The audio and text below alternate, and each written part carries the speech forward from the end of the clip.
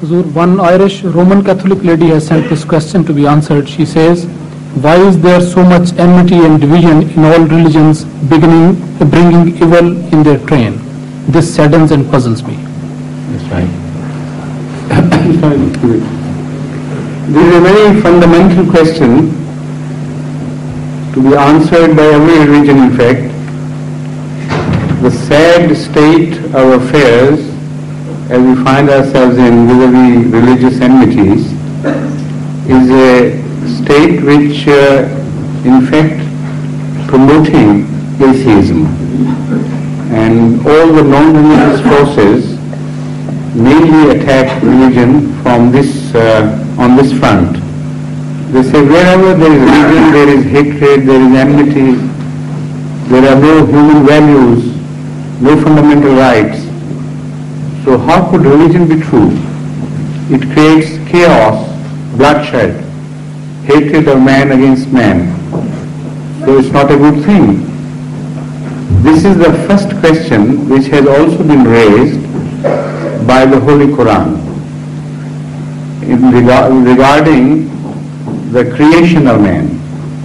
The Holy Quran tells us that when Allah decided to create man, the objection that came his way from angels was that man would cause bloodshed if created and disorder in the land. We are here praising you and worshipping you and extolling your name in such peace. Why do you disturb the peace and create disorder instead? So Allah said, you don't know what I know, and rejected that objection just like that, just with one sweep of hand, as if you don't know and I know better. And then he went for the creation, and the result, as we see, according to this lady as well as according to others, is exactly as it was predicted by the angels. So that further adds confusion to the situation, that despite the fact that Allah had been warned well in time, quite ahead of time in fact, yet he went for it and committed that mistake apparently. So now this is one way of looking at things. There is another way of looking at things. And that, as I see, is the true pragmatic way of studying the situation. The religion can be studied in two different stages in the history of religions. Closer to the source and away from the source. And when I say that, I mean every religion, not Islam or Christianity or Judaism or any particular ones in mind, but entire history of religion is unfolded exactly alike in this respect. Religion should be studied in two parts, when it is closest to the source and when it has traveled away from the source.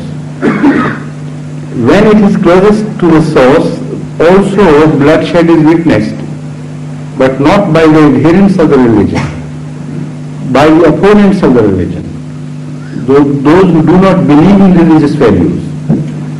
And those are again the same people, or almost the same people, who once were persecuted long ago. And they have got a distorted image altogether, otherwise the new religion would not have been revealed. So it also solves the philosophy of revelation of new religions or revelations within the religion. Now in this context, if you study the history of Judaism or of Christianity or of any religion, Islam for instance, every religion at source was persecuted wrongly, unjustifiably by the opponents. And it was not religion which caused this disturbance. It was the lack of religious values which turned man into a beastly thing. He would take force into his hands and try to suppress all opposition. So religion is not responsible for all this bloodshed, although religion is made a scapegoat for this. So the blame is entirely wrong, it's on the wrong foot. It's not at all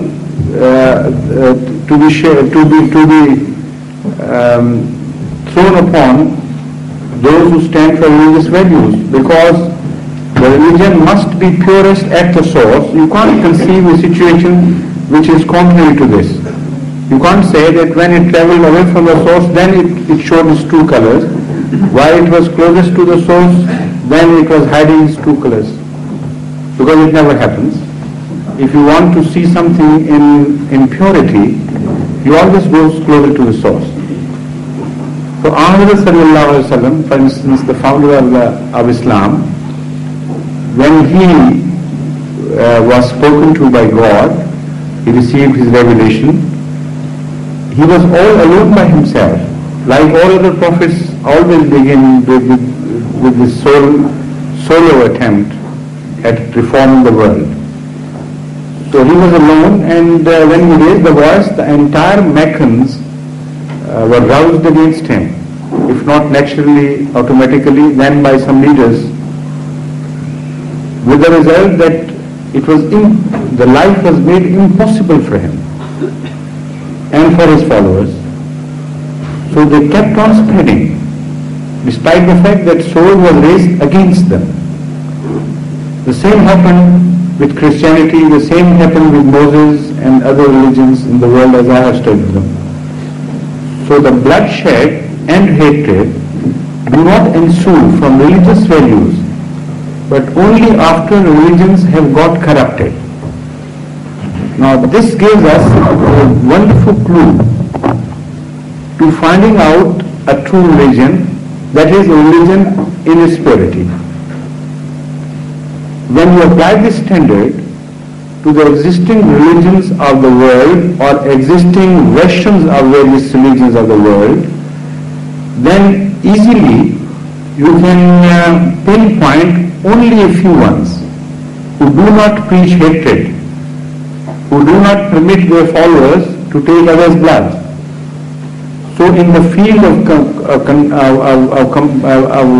competitors, very few religions or very few sects would be left. So although it is, to begin with, it is something which is hard to swallow by those who belong to religions, and it's an allegation which is hard to defend. Yet when you analyze it, then you understand. The fact is that religion always gets corrupted by the passage of time, and this is a general phenomena which does not leave anything out. Even the school where we are sitting, when it was built, it was a different shape altogether.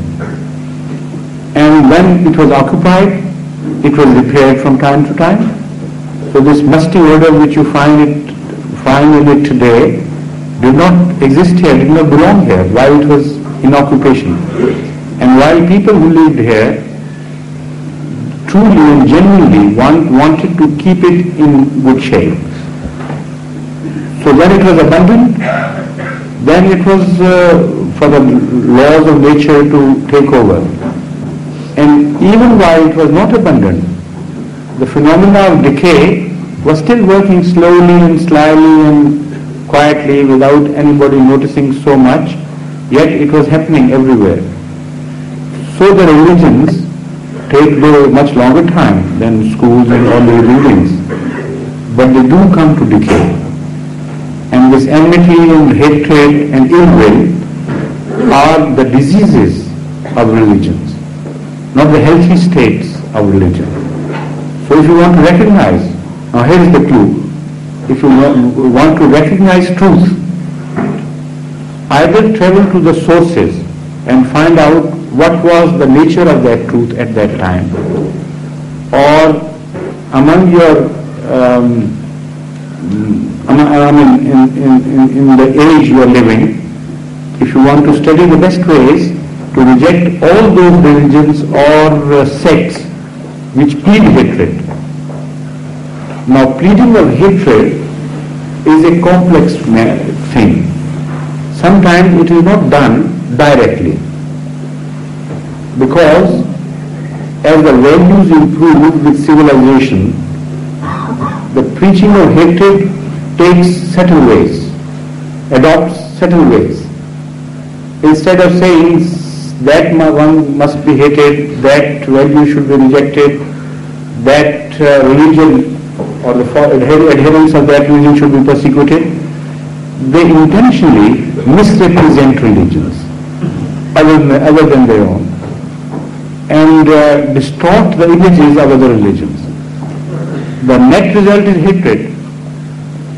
This is what has been happening to Islam, unfortunately, at the hands of medieval ages of Christianity. All the literature which was published on Islam during that period was a completely distorted version of Islam, of Hazrat Muhammad Mustafa Sallallahu Alaihi Wasallam, the founder of Islam, with the result that the hatred which it generated was left as a legacy for even the present generations. While there is so much enlightenment and the attitude of the so-called Orientalists has also fundamentally changed, yet they have left so much for the future generation of indirect hatred of Islam that still within their hearts they are averse to it. They consider Islam as a loathsome, barbaric ideology which knows no other word but sword and understands no other word but sword. So with sword it spread, and with sword it was crushed, and with sword it must be kept in its proper place. This is in a nutshell the political attitude as well as the intellectual attitude of the West towards Islam, though being very civil and highly cultured, they would not say that in so many words. But at the roots of policies, this always is the fear which goes towards failing the policies. And they are afraid. They are afraid at what? At the picture which has been created by the medieval so-called Orientalists about Islam. But that is not all. The unfortunate part is this, that in the present age, because the not Islam, but the Muslims went into decay, I should say, and distorted the image of Islam themselves, few figures have arisen in history, in the contemporary history. That of Khomeini, for instance, that of General Zia, for instance, that of Numeri, and so on and so forth. They are the distorted creations of the modern politics. Yet, people attribute all these evils and all these atrocities which are being committed in the name of religion to Islam. So a greater part of these atrocities, if you analyze further, are just a misnomer or a misplaced allegation.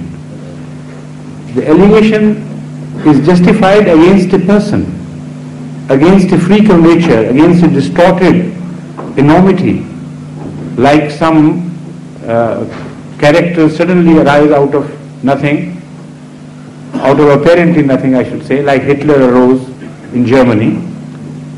So in the religious world, these freaks of nature do appear here and there, and to gain their own personal ends or gain their own political objectives, they want to lean upon some ideology. And unfortunately, Islam is also made a scapegoat by certain personalities which are political in nature. And the general observation of the world is that, look here, it is religion which is causing all this disorder and distrust and inhuman treatment and beastly attitude towards other human beings. So if you analyze honestly and correctly, religion is not at all irresponsible. In fact, religion itself is being persecuted at the hands of such people. So they do not only crush the human values, trample upon them, but they also destroy the religious values. The result is that the hands of the opponents of religions are strengthened automatically. And the policy makers do not see these far-sighted effects, these far-reaching effects. For instance, let's consider American global policy. It would be very pleasing to America, even if, suppose, I don't allege that America is the generating source of all these policies. I don't say they are the designers of these policies. But the situation is such that they are receiving the benefit of crime. That is obvious. The result is that wherever these orthodox, intolerant regimes come into creation, they oppose all ideologies which are not at one with them in any way. Even within their religion, they are intolerant of other sects. Outside religion, they say Islam would not permit communism to spread. Islam would not permit Daitism to spread and take root in this country. And the same attitude of intolerance is exercised against all their so-called enemies or opposing ideologies. This suits America, we know, because two birds are killed with one stone. Within the country, a sort of support is given to the so-called rightist ideologies. And it is seen and it is assured that leftism would not be permitted to spread here because Islamic ideology, that is to say, their brand of Islamic ideology is so intolerant, it would use force against all opposing ideologies.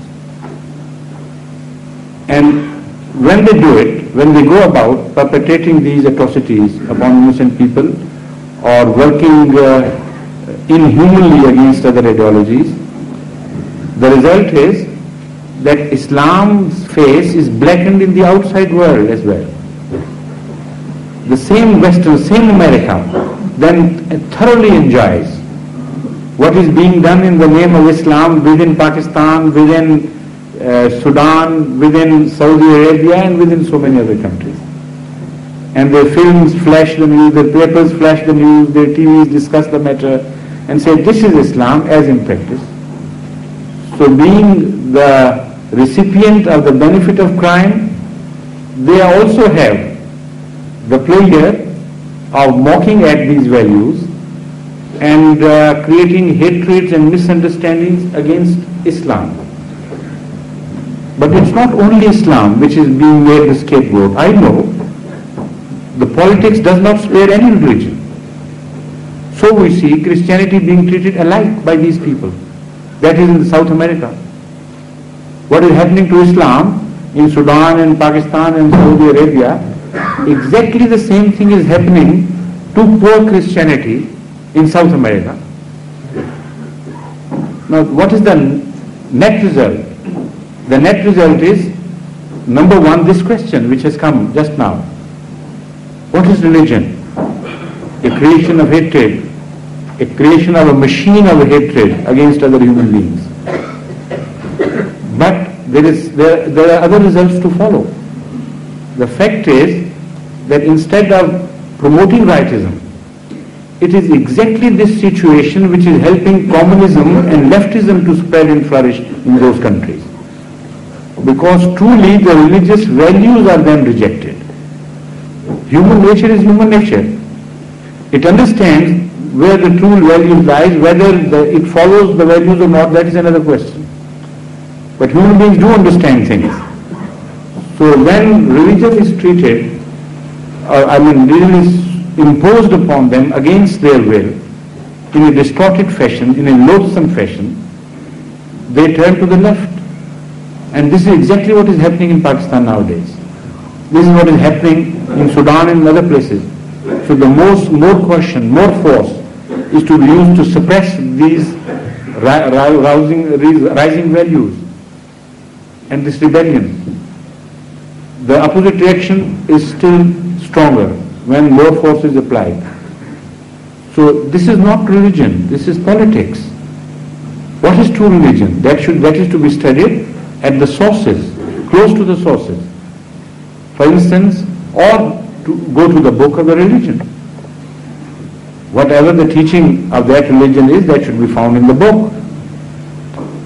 As far as Islam is concerned, all that the Holy Quran claims is this: La ikraha fid din. قد تبين الرشد من الغي فمن يكفر بالطاغوت ويؤمن بالله فقد استمسك بالعروة الوثقى لا انفصام لها. What a beautiful declaration. La ikraha fid din. There is no coercion whatsoever to be applied in any ideology. Now the word deen is used, not the word Islam. And this is the beauty of the Holy Quran as we understand it. When we read the Holy Quran, we know the fine distinctions it is making in the choice of words. The word deen does not only mean religion. Communism is a deen. This Western philosophy, not Christianity I mean, the Western civilization and its philosophy and the economic system, according to Arabic, they are also deens. Any path which is set by any people, whether it is shown by Allah or whether it is a man-made path, that is called deen. So the declaration of Islam is that there is no coercion whatsoever to be tolerated with regards to any religion, any path in the world, any ism. Every ideology is to be free. This is the declaration of Islam, not about Islam itself, but about every ideology in the world. And the concept of jihad in Islam, which again is so much distorted and so much hated in the West and so much feared again, is exactly the opposite of what is being taught. Because when you go to the book, the concept of jihad is not only different, but it is diametrically opposed to the concept of jihad being understood by the West, in our West of today, and being practiced by some Muslims, unfortunately. And this concept is exactly in conformity with this declaration, La ikraha fid din. That concept is mentioned in a verse in Surah Surah Hajj. أذن للذين يقاتلون بأنهم ظلموا وإن الله على نصرهم لقدير الذين أخرجوا من ديارهم بغير حق إلا أن يقولوا ربنا الله ولولا دفع الله الناس بعضهم ببعض لهدمت صوامع وبيع وصلوات ومساجد يذكر فيها اسم الله كثيرا. لهدمت صوامع وبيع وصلوات. That's correct, yes. Now this is a most fantastic declaration. It was made 1400 years ago, and the concept of jihad is made manifestly clear in this verse, because all the Muslim authorities are agreed on this one, this issue. They may differ on anything, but they are agreed upon this, that this is the first verse revealed in the Holy Quran permitting the use of force in defense. So what does it say? You understand the message, and then you understand the use of coercion in Islam by way of jihad. Then your answer to your question will be fully answered. This is why I am shifting to this part of it. The Holy Quran says the use of sword is permitted only to those against whom the sword is already been raised. Yuqataluna is the description used in this verse. Yuqataluna is a passive description which says only those people are permitted to defend their values by sword against whom the sword is already being used and they are put to slaughter. That is one reason why they are permitted. The second, alladhina ukhriju min diyarihim. These are the people who have been turned out of their homes and they were forced to fled. This is the second part. The third part is بغیر حق. They had committed no crime. Sometimes people are chucked out of their countries, their homelands, because they have committed such crimes. Like people were sent to Andaman, islands of Andaman, in India in older days, when they had committed some great crime, some murder, and it was bordering upon a situation where either they could be persecuted, they could be hanged for that crime, or a slight shadow of doubt existed. So in the second case, instead of being hanged, they were sent to Jazair Andaman, that is the Andaman Islands, and lived the rest of their lives there. So that happens. But the Holy Quran makes a distinction. It says they are turned out of their home without any crime having been committed by them. بغیر حق. These are the people who are permitted to defend themselves, and this is the concept of Islamic Jihad. What is objectionable about it? What is horrifying about it? There is nothing to be afraid. But yet the statement is not complete. There is something else to follow. Then you will understand the true nature of Islamic Jihad. This verse I have left halfway. I have yet to translate the following part, the remaining part of this verse. It says, وَلَوْلَا دَفُّ اللَّهِ النَّاسَ بَعْضَهُمْ بِبَعْضٍ. If Allah had not permitted certain people whose rights were being trampled upon to defend their values against the oppressors, what would have happened? Not that Islam would have been destroyed, not that the mosques would have been demolished. It says, لَهُدِّمَتْ صَوَامِعُ وَبِيَعٌ. The places of worship of recluse, those people who go to the seclusion in some cave or some other place and want to worship God in quiet privacy, their places would also have been destroyed then. Then it says the churches would have been destroyed, the Christian churches. Look at the magnanimity of Islam.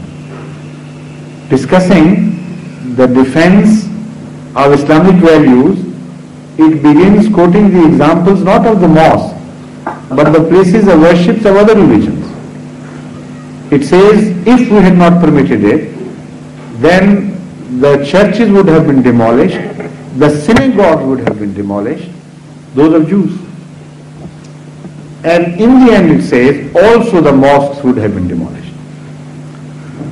So this is the true concept of Islamic Jihad. According to this verse, if a church is being attacked by non-religious forces and a Muslim joins the battle in defense of that church and is killed during that battle, according to this verse of the Holy Quran, he will be counted among the martyrs.